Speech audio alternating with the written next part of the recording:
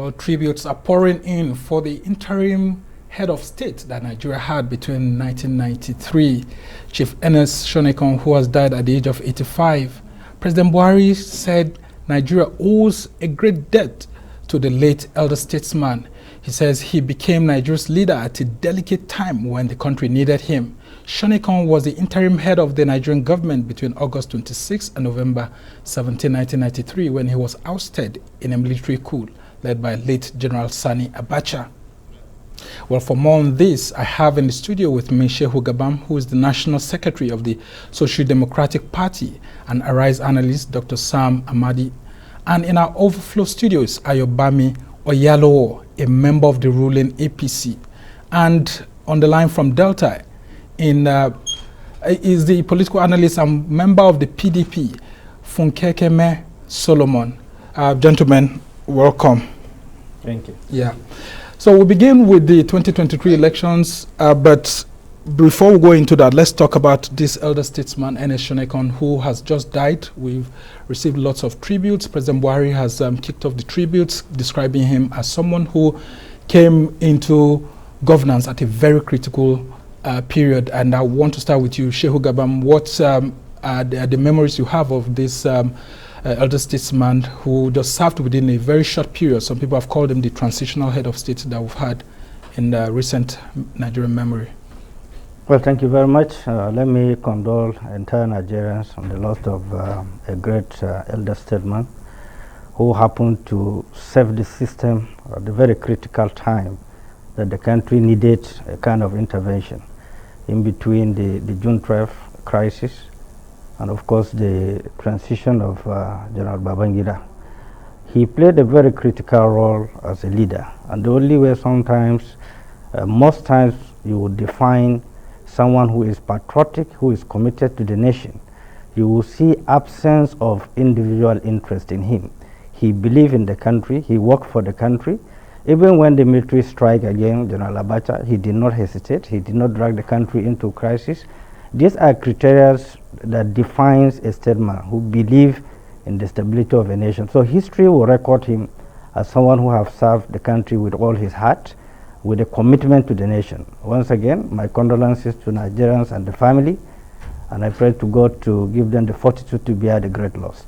And I want to get your views, Dr. Sam Amadi. I mean, this Shonekan was someone whose short tenure of about 82 days in power actually provoked lots of debates, and then it was as if he was just there as a figure, but not having the full powers because of the weight that the late Chief of Defense Staff, who eventually became head of state, General Sani Abacha, had.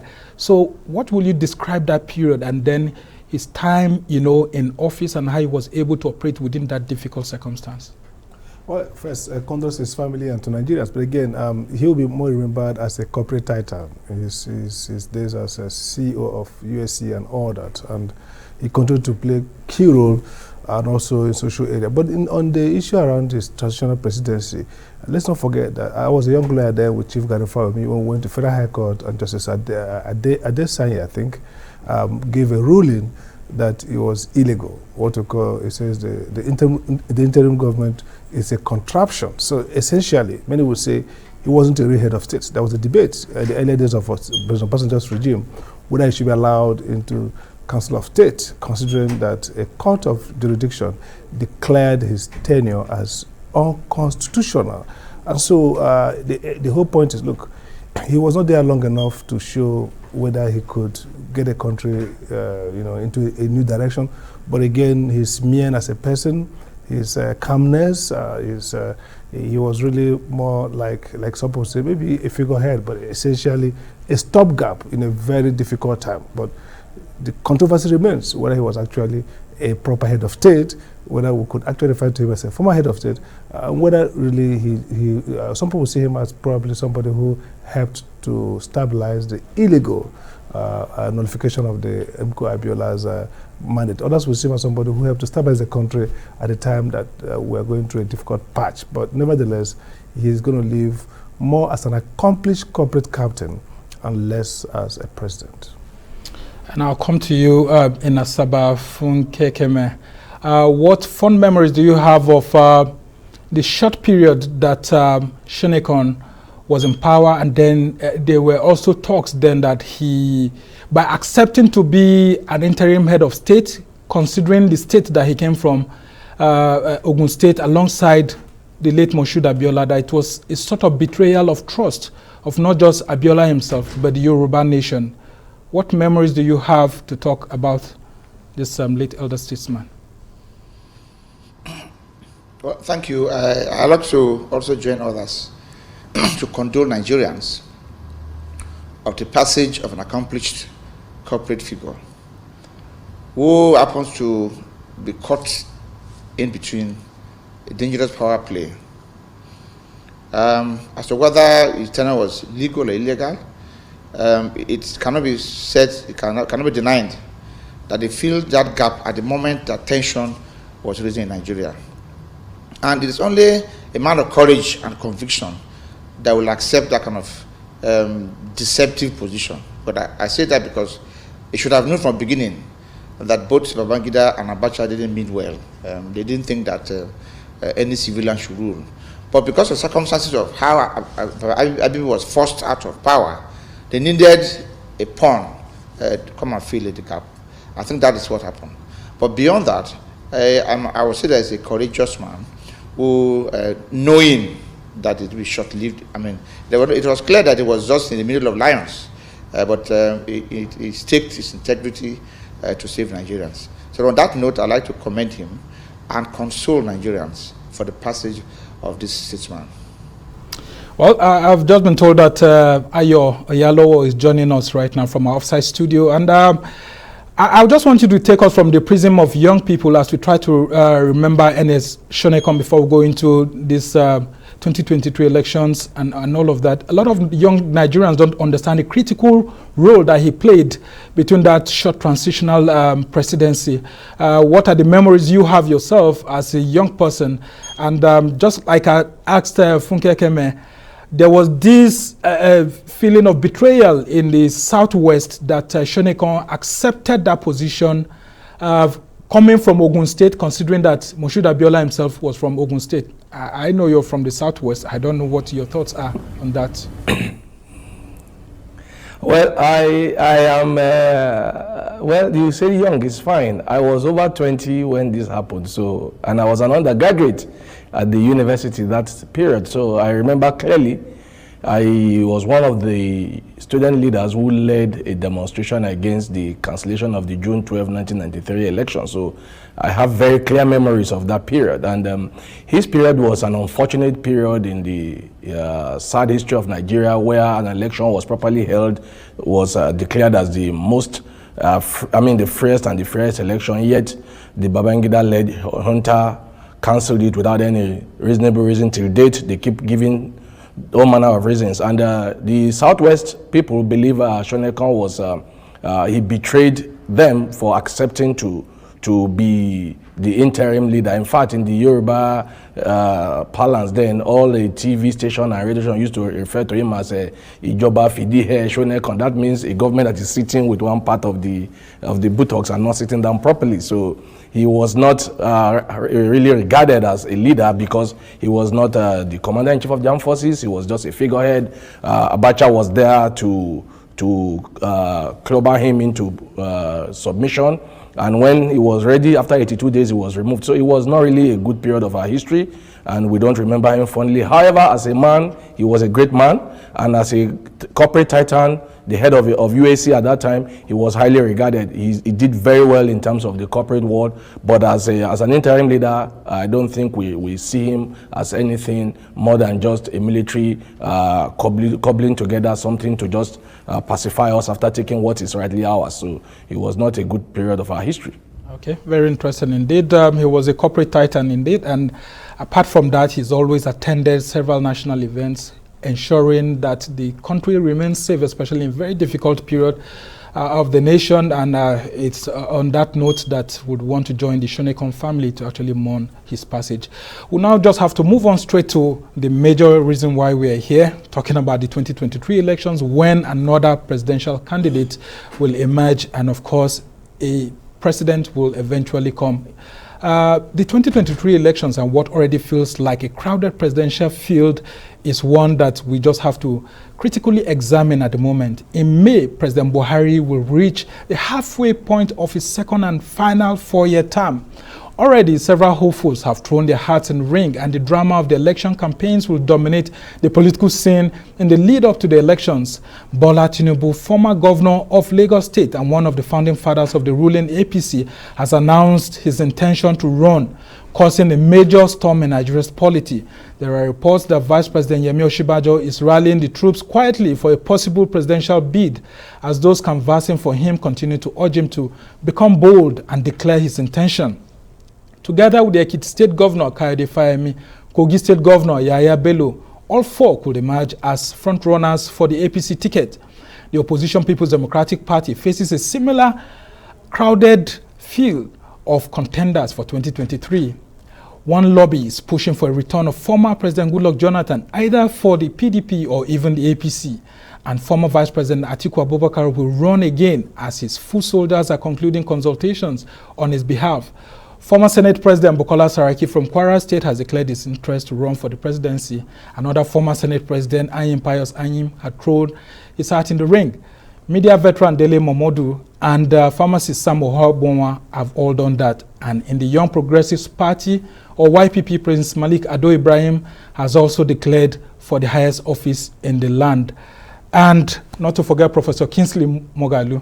Well, I still have in the studio with me Shehu Gabam, who is the National Secretary of the Social Democratic Party, and our Rise analyst, Dr. Sam Amadi. And in our overflow studio is Ayobami Oyalo, member of the ruling APC. And on the line from Asaba in Delta State is the political analyst and member of the PDP, Funke Keme Solomon. I just want us, gentlemen, to unbundle this from the beginning. Let's talk about you, Shehu Gaban, the SDP. We don't seem to have any presidential aspirant coming from the SDP. What's happening? Well, it is not true. Absolutely not true. Declaration yet. No, there is no declaration formally. Even Bola that went to Villa, he said he went to inform the president. And he said he's still consulting before doing formal declaration. As I'm talking to you, there are 3 people from the Southwest that have been talking to the national chairman of the party, 2 people from the Southeast, and there are 3 Northerners that are talking to me directly. But you know, we are in a period of consultation. A lot of permutations are ongoing. Certainly, we are going to face a lot of challenges as a nation because of so many other reasons, and we expect more to come in. So the political environment is going to be very chaotic, it's going to be very disturbing, coupled with the insecurity and other issues. And what do you make of Bola Tinubu's declaration that he intends to contest the presidency? First, I don't think the current situation that we are demand somebody who is having memory challenge, who is having energy challenge, that's not on record. Who is having intellectual challenge.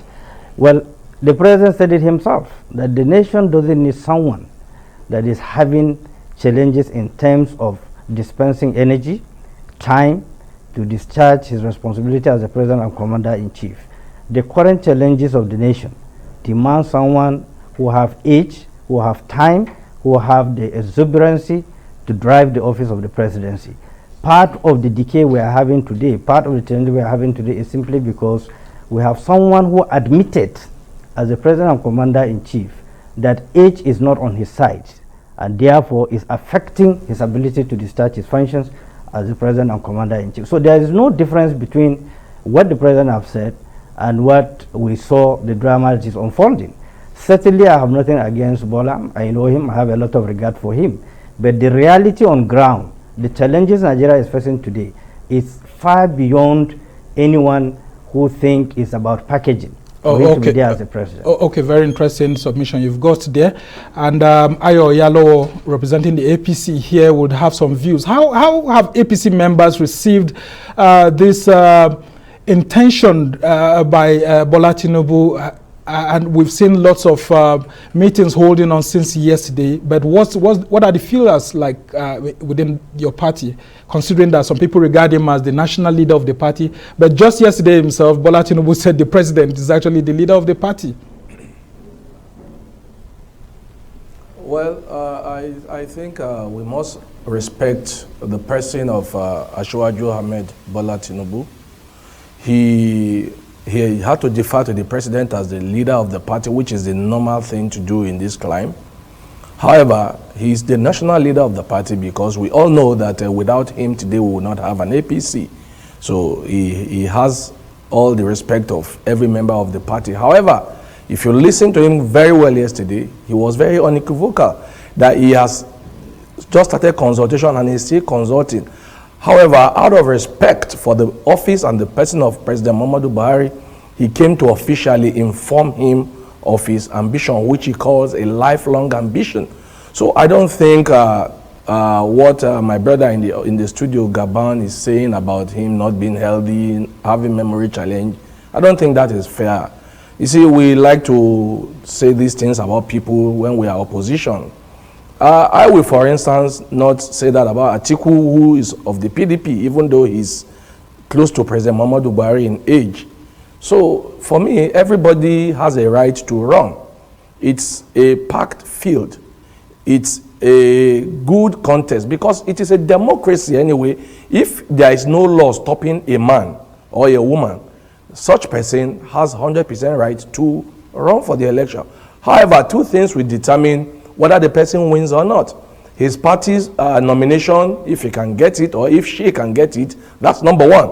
Then the second hurdle, which is the most critical hurdle, is if the electorate will accept the person or not. So sitting in the studio here, blabbing and mouthing up and trying to run somebody down is not the right way to go. We should just let everybody run the way they want to. I mean, okay, and that's why we have different political parties. Is big enough to accommodate all. Yeah, that's why we have different political parties actually having the opportunity to provide their candidates. And I'll go to you, Funke Keme. How's the PDP receiving this? Do they see a potential Tinubu candidacy as a threat if eventually emerges, considering his weight within the APC?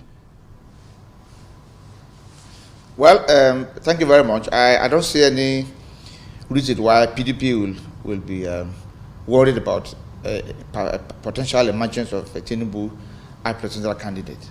First and foremost, it is a party politics. The APC would like to know, APC would like to look at themselves, whether they have performed, whether within the period of their rule, 2015 and now, considering what they said they will do, let them have self-examination and see whether anybody else has the moral right to talk about contesting under APC. Because as far as we are concerned, if you say you will do this and you didn't do it, the best thing to agree that you have failed. Now, APC has been, has been a separation, party and Buhari. Buhari has been a lifeline of APC. The reason why there's one thing called APC, it's not because of Tinubu, but because of Buhari. Buhari's pedigree, and which we should now know that it was a deception, because all what has happened now is that what he thought he was, is not what he is now. So PDP is a party of truth, a party of integrity, party of persons who say and do what they say. Stand Bola Tinubu in the APC if he emerges. I said, do you think that you have? What am I? Okay, go ahead. We will like it if he emerges. We will like it. We will like it because he has so much baggage to clear, and he cannot actually stand either an Atiku or Bukola Saraki or any candidate will appear in PDP, because the party has performed. All the governors that had discharged their duties well are PDP governors. So, all right. As a party, that's disputable actually. AP has failed as a party. That's disputable actually, and I'll bring you in. I'll bring you in, Dr. As a party, APC. No, I will actually bring Dr. Sam in to actually take a look at this, because you have said that the APC have failed. Well, that's disputable. And you have said the PDP have performing governors. That's disputable. What's your overview of all of this, Tinubu's declaration, and what you've heard from these politicians in the House, Dr. Sam? Well, I think clearly, I mean, a Tinubu candidature is a strong one. I mean, like you say, he's an aspirant to a party candidature. Again, he has a structure like the APC person spoke. He's really kind of, if you like, the godfather. He is part of the structure, the momentum that gave APC the presidency. Tinubu is a candidate that has too many pluses and also too many minuses. So first, he has a structure. It's very rich. Let's not get into the fact whether how the word came from, like you had in the morning on Arise, the morning show. But the point that it's very rich. He has the resources, and in this part of the world, elections are about structure, about resources, about money and network. Again, he has appeal to some people. But again, on the downside is, you know, it's like once you're too long in politics and once you're associated with that ambition, people create narratives around you. So he has to deal with some of those narratives around his age. Maybe some people argue the optics. Which the APC said yes. That it's not so much of a factor. Yes, but again, we've seen presidents in other countries exactly. being old, like in the US and all of that. You have to compensate age with something. Like if you look at for maybe somebody like Trump, he competes with a lot of energy. So it always factors. The youth budge is strong and the youth sentiment is also very strong.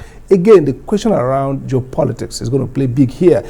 And finally, this is also, he has element of greatness and some level of tragedy. You know, we've seen, it's like Abiola, almost there. We've seen Tinubu generate a lot of mistrust, a lot of pushback. Even the Southwest, where he's a kingpin. Right. So it's going to be an interesting candidate, but it's essentially one that's flawed. These are the ingredients that will actually make the polity very interesting as we look forward to 2023. But we'll have to go on a short break now. When we come back, we'll continue this conversation. Stay more.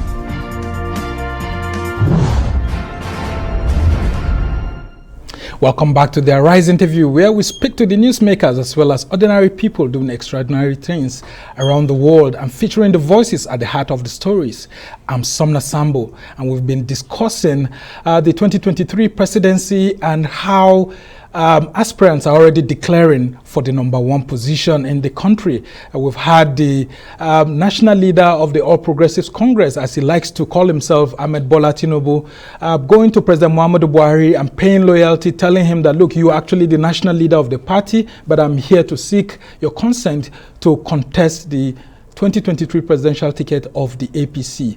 And he said he's prepared. But that comes amidst a retinue of several leaders who have all come out in different political parties to indicate their interest for the #1 seat in Nigeria. I still have with me in the studio Shehu Gabam, who is the National Secretary of the Social Democratic Party, and Arise analyst Dr. Sam Amadi. And in our overflow studio is Ayobami Oyalowo, a member of the ruling APC.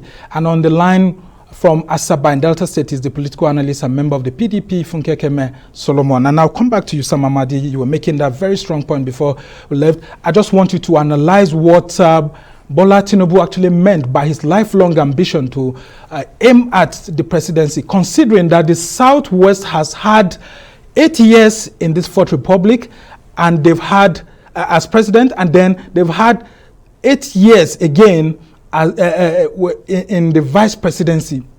A lot of people from the South are beginning to have a feeling that if we have a Bola Tinubu candidacy in the APC, it may scare off potential voters from the Southeast and the South-South, because they feel that the Southwest is being unfair to them. How could they have 8 years presidency, 8 years vice presidency, and they still want this position? Well, first, Tinubu has to be clear. This is a lifelong ambition. I mean, it's like everybody expects that this day will come to pass. This is a leader from the Senate that was botched.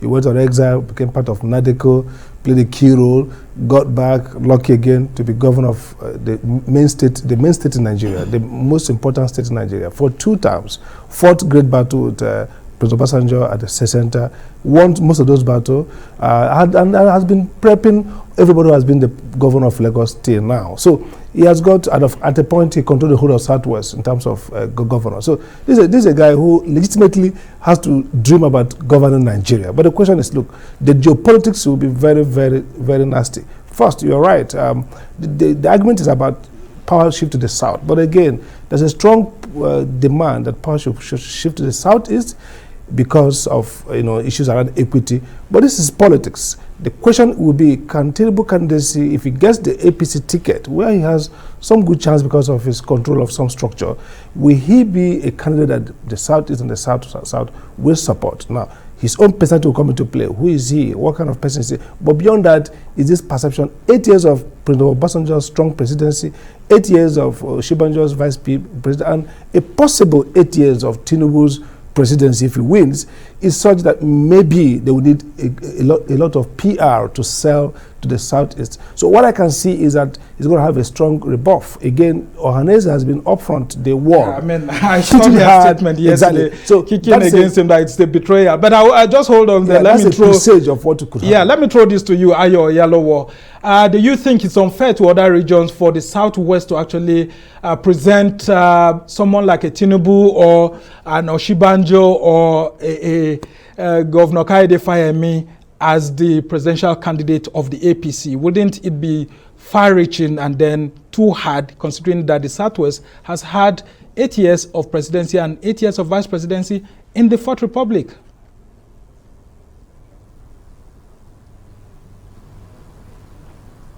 Let me just go to Asabaden and talk to you, Funke Keme, if you can hear me. What do you make of that calculation, geopolitics, as Saman Amadi has said here? Yeah, well, thank you very much. I think that it's self-aggrandizement for Southwest to think about presidency. That is the truth. Now, the bipolar is South and North. And the Southwest has not shown that they are good neighbors, they are good brothers to us in the South-South. Of course, you know the betrayal of Jonathan by Tinubu himself. Jonathan helped him so much, but he betrayed him. Now, is he thinking that we're forgotten? That was the reason why Buhari won Jonathan. It was himself. So, in what comes round goes round. As a Southerner, we can never trust Tinubu to become president because we can't be sure of our fates in his hand. Besides, it doesn't appear to me strategic for him to think that he can actually assume presidency at this time. It means he thinks that both the Southeast and South are dead, which is not true. Now, if he knows very well, Jonathan was in South-South, and he did only one term, which means that the South-South still has one term hanging. So if he's actually a statesman, as he says he is, and of course you know that I've always said it that scornfully, that nobody can be leader of a party apart from the president. Okay. For him to think that he was leader was self-delusion. And that doesn't present him as somebody who can be trusted to be president. So I believe that apart from the analysis given to my brother, which are correct, because we can't afford another 8 years of Southwest. Okay, very interesting. I've been told that we have just be finishing 8 years. I've been told that we have your yellow now, and I don't know if you heard that question. I would pose it again to you. Do you think it's fair for the Southwest to actually present a Tinubu, an Oshibanjo, or a Kaide Fayemi in this Fourth Republic again, when the Southwest has had 8 years of presidency and 8 years of vice presidency? This is a very funny question. Well, I don't think it's about Southwest 8 years or no 8 years. It's about what have people put into the system. Everybody that you have called now, Ashwaju, Bola Ahmed Tinubu, Professor Yemi Osinbajo, my brother, my elder brother, His Excellency, Governor Fayemi, these are excellent men, these are intelligent men, these are great guys who, in every ramification, you want them to run your business. Should we decide to destroy or kill competence and say it must be turn by turn, or do we say, let us get the best hand? However, let's even leave that aside. Right now, everyone is an aspirant. Nobody has been given the ticket yet. All what we are doing now is just permutation and combination, and it tells you how important the APC is. That is why everybody is worried. So it tells you that we are a growing concern. So I'm very happy about that. However, like I said rightly, everybody you have called, you can't tell me they are not qualified. So if we are going to look for a candidate, we will look for who is best qualified for the office, not who or where he comes from. Okay. When I ran the length and breadth of this country in 2015, President Muhammadu Buhari is a northerner. I didn't think about where he come from. I only saw a man that I thought will be able to stabilize the polity. So why should anything be different now if it is Tinubu, if it is Oshibajo, if it is Fayemi? Okay, well, we hope the search will continue for 2023. And I'll come back to you, Shehu Gabam. In all of this, we are seeing other presidential hopefuls in other political parties. We've had Dele Momodu Saraki, we've had Professor Kingsley Moghalu, and they keep on going, Pius Anyim, and all of that. Atiku is the big elephant in the opposition party, and then there's Aminu Tambuwal and all of that. In all of this, have you seen, by chance, any person that will emerge as Nigeria's president in 2023 in all of this? That one person that you know that the country can unite and put that person on seat? Well, first, I'm happy that that have the energy to drive the system are coming out. It's something that is what gratifying. Number two, what worries me is the fixation. You know, people are having around APC, you know, and people are celebrating that they're a force to be reckoned with. Circumstances that led to the formation of APC were out there. We know what happens. That circumstance will never happen again. Well, and therefore, in the PDP, I remember it's the same thing. I was the founding father of PDP from the G7, so nobody can tell me the history of what it is from 1999. I've been to every state of the federation.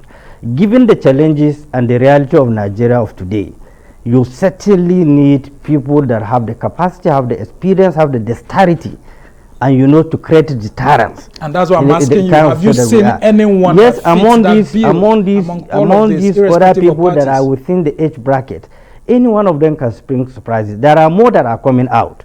This is not close to the end. More people, more capable people, to the best of my knowledge.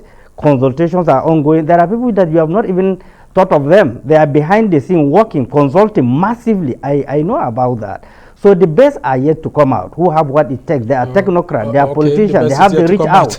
And they know the topography of the political environment that we are. So you have to look at the economic factor, you have to look at the political factor, you have to look at the shifting situation of the younger generation that constitutes 70% that will determine who will become a president. Okay, very By interesting. INEC record, 70% young people will produce the president of Nigeria. Let me bring you in here, Dr. Sam.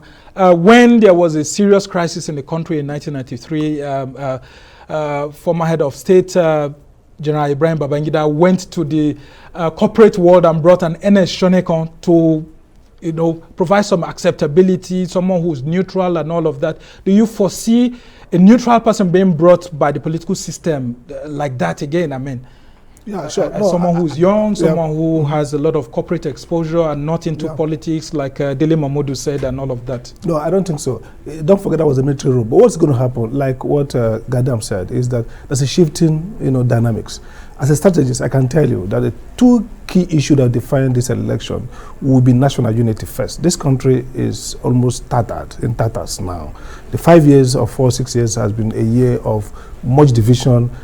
People are centrifugal forces, people are pulling away from the country. So the person who has the moderation, who can build back trust in the Nigerian project, will be one issue to look at. And the second issue will be reform, capacity reform. So there are a few guys showing up there in that list, and many more coming that gives some hope. Okay, because we have very short minutes left. I'll just put it to you. Have you seen a potential president in all of this, or these people who are just trying their choice? Yeah, well, thank you very much.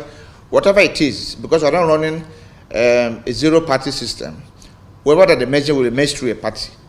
And I'm saying that it's a party that governs. And as of today, you must analyze the potentials of aspirations on the basis of party affiliation. Now, everybody that has shown interest, like my friends have said, they are Nigerians first and foremost, and they are also competent. But do they have what it takes to stabilize this country, to harmonize, bring the country back? The country is in the brink of collapse. Okay. Whoever has that capacity to bring the country back as one and then secure Nigeria, because Nigerians are not secured. Okay. We are going to look for people within the two parties, because it is it's wrong to assume that anybody neutral can come now. No. In fact, no new party can actually win an election. Two major parties, the PDP and APC. And we must find the people from within these parties. And I'm saying as a PDP member that PDP is best qualified to fill the gap. I can't go without asking Ayo Yalowo to just say a thing. Just very briefly, what do you think about all these contenders in all parties? Well, like I said earlier on, when I started earlier, I also said that even Ashwaju, he's just consulting. I'm sure there'll be a few more from the APC. And I can tell you unequivocally, the next president of Nigeria will still come from the APC. Whoever wins the APC nomination will become the president of Nigeria come 2023, God willing. Okay, very interesting submission. And I saw Gabam trying to smile here. I hope the SDP is preparing to challenge the PDP and the APC to alongside other smaller political parties. I've been part of the formation of PDP, so I know the history very well. I know APC too. So if some forces can commit themselves to a new Nigeria, it is possible. People are looking for a new platform. Very interesting indeed. These forces always wait until election. They never come before the election. Why did they always wait for 4 years to come? If there will be a force, that force will have been on before. Well, that's why there's been a call for a third force, and unfortunately the third force has refused to birth. So you shouldn't talk. Well, you should allow it at this point. We must thank you for coming on the show. Shehu Gabam, National Secretary of the Social Democratic Party. Ayo Yalowo, a member of the All Progressives Congress, Dr. Sam Amadi, who's a Rise News analyst, and Solomon Funkekeme, who is of the People's Democratic Party. Thank you so much for joining us to take a look at life and times of Ernest Shonekan and, of course, the race ahead of 2023.